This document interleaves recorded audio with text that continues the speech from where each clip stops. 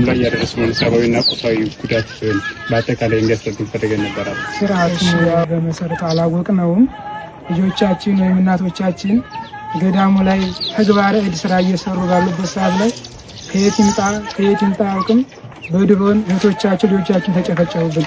እዚህ ገዳሙ አካባቢ ላይ ምንም የሌለበት የሰላማዊ ቦታ ማንኛውም ሰው ሲገባ ለጸሎት እንጂ ለሌላ ኃይል እንደማይገባ ሁሉም ለቤተ ክርስቲያን ግልጽ ነው ለሚመኑም እና እኛ በማናውቅበት ቦታ በምንም በሌሉበት ቦታ ልጆቻችንና ህፃናቱን መነኮሳቱን ማለት ነው ሁሎችን ጨፈጨፈብን። እንግዲህ የኢትዮጵያ ሕዝብ የኢትዮጵያ ኦርቶዶክስ ተዋሕዶ አማኝ ተከታዮች ይሄንን ነገር ሁሉም ሰበር መረጃ ዛሬ በጉጉት ሲጠበቅ የነበረው የአቶ ክርስቲያን ታደለና የአቶ ዮሐንስ ባያለው መዝገብ ላይ ያልተጠበቀ ነገር ተከስቷል። የአርቲስት አስቴር በዳኔ አደገኛ ንግግር ህዝብን እርስ በርስ ለማጋጨት የተሸረበ ሴራ፣ ጥላቻና የውከት ቅስቀሳው ምን ይመስላል የሚለውን ዝርዝር መረጃ እንዲሁም ደግሞ ዛሬ በሀገራችን ኢትዮጵያና በጎረቤት ሀገር ሱዳን ዙሪያ የተከሰቱ እጅግ አሳሳቢና ትኩስ የወታደራዊ እንዲሁም የፖለቲካ ኩነቶችን ይዘንላችሁ ቀርበናል። በመጀመሪያ የህወሓት ቡድን ኃይሉን ወደ ራያ እያስጠጋና በወልቃይት እንዲሁም በቤንሻንጉል አቅጣጫ አዲስ የጦር ግንባር የመክፈት እድሉ ሰፊ መሆኑን፣ በሌላ መረጃ ደግሞ ህወሓት በገዳማት ላይ ጥቃት ፈጽሟል ሲል ፌዴራል መንግስትን መክሰሱንና የመንግስት አካላት ደግሞ በጥቃት ዙሪያ የሰጡትን ምላሽ፣ በሌላ መረጃ ደግሞ በሱዳን የጀነራል አልቡርሃን ጦር በሐሚቲ የፈጣን ድጋፍ ኃይሎች ላይ ያቀናጀውን የድል አድራጊነት ዜና በስፋት ዳሰናል። እስከ መረጃው ፍጻሜ ድረስ አብራችሁን ቆዩ። ለቻናላችን አዲስ ከሆናችሁ ሁሌም ታማኝና ወቅታዊ መረጃዎች ቀድመው ለእናንተ ደርሷችሁ ሰብስክራይብ ማድረጋችሁን አትርሱም። ወደ ዝርዝር መረጃዎች እናልፋለን። ክቡራን ቤተሰቦቻችን ወደ ዝርዝሩ ከመግባት ለፍ ወደ መጀመሪያው ዝርዝር መረጃ ስናመራ በጉጉት ሲጠበቅ የነበረው የአቶ ክርስቲያን ታደለና የአቶ ዮሐንስ ባያለው መዝገብ ላይ ያልተጠበቀ ነገር ተከስቷል። ዛሬ ይነበባል ተብሎ የነበረው ዋና ብይን በድጋሚ ተራዝሟል። ምክንያቱ ደግሞ አቶ ዮሐንስ ባያለው በህመም ምክንያት በችሎት ባለመገኘታቸው ብይኑን ማንበብ በህግ በመከልከሉ ነው ተብሏል። ተከሳሾቹ በበኩላቸው ከ3 ዓመታት በላይ ያለ ውሳኔ በስር መቆየታችን ፍትህ መዘግየት ነው ሲሉ በችሎቱ አቤቱታቸውን አቅርበዋል። ፍርድ ቤቱ ብይኑን ለማንበብ ለጥቅምት 6 ቀን 2019 ዓ.ም አዲስ ቀጠሮ እንደሰጠም ተሰምቷል።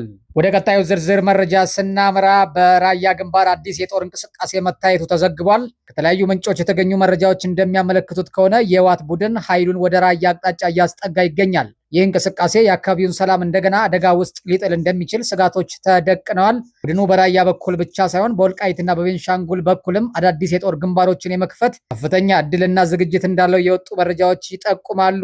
ወደ ሌላው ዝርዝር መረጃችን ስናልፍ የህወሓት ቡድን የፌዴራል መንግስቱን በገዳማት ላይ ጥቃት ፈጽሟል ሲል በይፋ ከሷል። ሆኖም ግን በጉዳዩ ዙሪያ የተሰጡ ምላሾች እንደታወቀው ፌዴራል መንግስት በገዳማቱ ውስጥ የፋኖ ታጣቂዎች ከልለው በመቀመጣቸው ምክንያት እዚያው ገዳም ውስጥ ጦርነት እንዲከፈትና ጥቃቱ እንዲከሰት ምክንያት ሆኗል ሲል ገልጿል። ይህ በገዳማትና በሃይማኖት ቦታዎች አካባቢ የተከሰተው ወታደራዊ ግጭት የብዙዎችን ትኩረትና ስጋት ስቧል።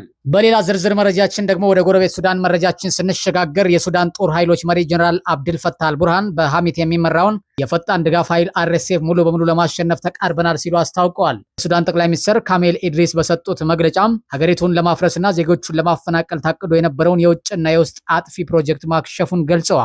ሱዳን አሁን ወደ ነበረችበት መደበኛ ሁኔታ እየተመለሰች መሆኑንና ጦርነቱ በጀነራል አልቡርሃን አሸናፊነት እየተጠናቀቀ እንደሚገኝ ይፋ አድርገዋል። ውድ ቤተሰቦቻችን አሁን ደግሞ የእነዚህን 3 አበይት ኩነቶች ጥልቅ ትንታኔ አንድምታ አብረን እንመልከት። የመጀመሪያው የህወሓት 3 አቅጣጫዊ የጦር ዝግጅቶች ናቸው። የህወሓት ቡድን ጦሩን ወደ ራያ ማስጠጋቱና በወልቃይት እንዲሁም በቤንሻንጉል በኩል ጦር የመክፈት እድሉን ማሳደጉም አጋጣሚ የተደረገ አይደለም። ወልቃይት ለህወሓት ስልታዊ የውጭ መስመር ወይም ኤግዚት ስትራቴጂ እና የፖለቲካ ትግሉ ዋና ማዕከል በመሆኑ ሁልጊዜም ትኩረት የሚደረግበት ቦታ ነው።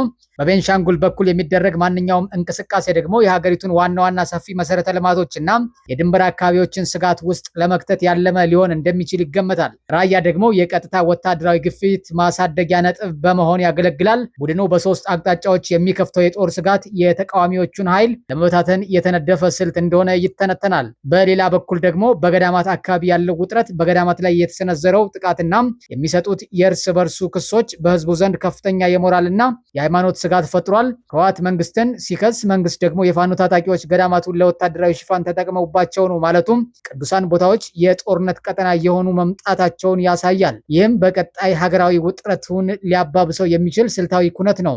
በሱዳን ያለው የኃይል ሚዛን መለወጥ፣ በሌላ በኩል ጀነራል አልቡርሃን በሐሚቲ ኃይሎች ላይ የተቀዳጁ ድል በሱዳን ብቻ ሳይሆን በመላው ቀጠናው ላይ ትልቅ ተጽዕኖ አለው። የሐሚቲ ኃይሎች መዳከም በኢትዮጵያ ወሰን አካባቢ የሚንቀሳቀሱ አማጽያንንና የድንበር ላይ ስጋቶችን ለመግታት ከፍተኛ አስተዋጽኦ ይኖረዋል ተብሎ ይገመታል። ውድ ቤተሰቦቻችን በራያ በወልቃይትና በቤንሻንጉል እንዲሁም በገዳማቱ አካባቢ እንዲሁም ደግሞ በጎረቤት ሀገር ሱዳን የሚታዩ እነዚህ አዳዲስ ኩነቶች በቀጣይ ቀናት ወደ የትኛው አቅጣጫ እንደሚያመሩ አብረን የምናይ ይሆናል። እናንተስ በእነዚህ ጉዳዮች ላይ ምን አስተያየት አላችሁ? ሀሳባችሁን በኮሜንት መስጫ ሳጥኑ ላይ አስቀምጡልን።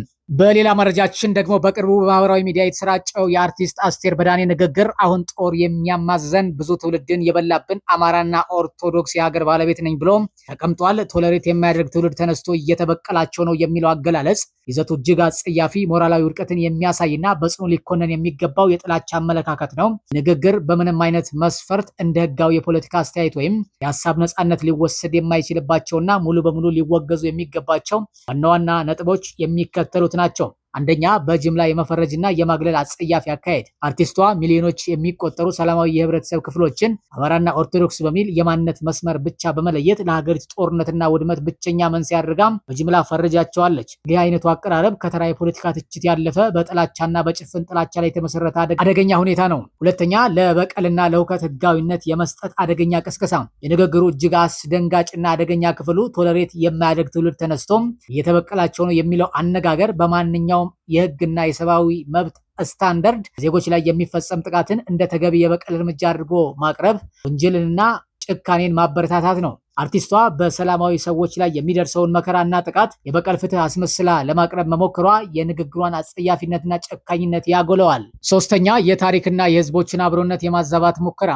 በኢትዮጵያ ታሪክ ውስጥ የተፈጠሩ ውስብስብ የፖለቲካ ክፍተቶችን ወደ አንድ ብሔርና ሃይማኖት አውርዶም የሀገር ባለቤት ነኝ ባይ በሚል መሰረተ ቢስ ስም መስጠት አመክንያዊ ግድፈት ብቻ ሳይሆን የታሪክ አውደ አካባቢውን በማዛባት ህዝብን ከህዝብ ጋር ለማጋጨት የተሸረበ ትረካ ነው። የትኛውም ብሔር ወይም እምነት ለብቻው የሀገር ባለቤት እንዳልሆነ ሁሉም የተወሰኑ ማህበረሰቦችን ብቻ ለችግሮች ሁሉ ሰለባና ተጠቂ አድርጎ ማቅረብ የፖለቲካ ድንቁርና ማሳያ ነው። አራተኛ፣ የከያኒነት ክብርና ማህበራዊ ኃላፊነት ውድቀት። አርቲስቶች በህብረተሰብ ዘንድ ያላቸው ተሰሚነት ሰላምን፣ ፍቅርን፣ መቻቻልና አብሮነትን ለመስበክ ሊውል የሚገባው የህሊና መሳሪያ ነው። አርቲስት አስቴር በዳኔ ግን ይህንን ከፍ ያለ ማህበራዊ ኃላፊነት ወደ ጎን በመተው መድረክን የብሔርና የሃይማኖት ጥላቻ ማሰራጫ የህዝብ መለያያ በማድረጓም ከያኔያዊ ስብዕናዋንና ክብሯን ወደ ጎን ትታለች። በአሁኑ ወቅት ሀገራችን ያለችበትን አሰቃቂ የጦርነትና የግጭት ማዕበል ለመሻገር የሚያስፈልገው የህዝቦች አብሮነት፣ እኩልነትና የህግ የበላይነት እንጂ የአስቴር በዳኔ አይነት አጋጭ የበቀል ጥማትን የሚያነሳሱና የጥላቻ ንግግሮች አይደሉም። እንዲህ ያሉ አደገኛና አጸያፊ ንግግሮችን ማህበረሰቡ በጋራ ሊያወግዛቸው ይገባል። ከሁሉም በላይ ደግሞ ማንኛውም ዜጋ ወይም ማህበረሰብ የሀገሬ ባለቤት ነኝ ብሎ ማሰቡና መናገሩ ዜጋዊ መብቱና ኃላፊነቱ እንጂ በፍጹም ወንጀል ሊሆን አይችልም። ይህንን ዜጋዊ መብት እንደ የበላይነት ጥያቄ አድርጎ በማዞር በሰላማዊ ሰዎች ላይ የሚደርሰውን ግፍና ጥቃት እንደ ተገቢ የበቀል እርምጃ አድርጎ ማቅረብ ፖለቲካዊም ሆነ የሞራል ውድቀት ማሳያ ነው። በዚህ ጉዳይ ላይ የእናንተ አስተያየት ምንድን ነው? ሀሳባችሁን በኮሜንት መስጫው ላይ አስፍሩልን። የዛሬ ዜናዎቻችን እነዚህ ነበሩ። በቀጣይ በሌላ አዳዲስና እውነተኛ መረጃዎች እስክንገናኝ ድረስ በሰላም ቆዩ። ሰብስክራይብ እያደረጋችሁ ተጨማሪ መረጃዎችን ጠብቁ።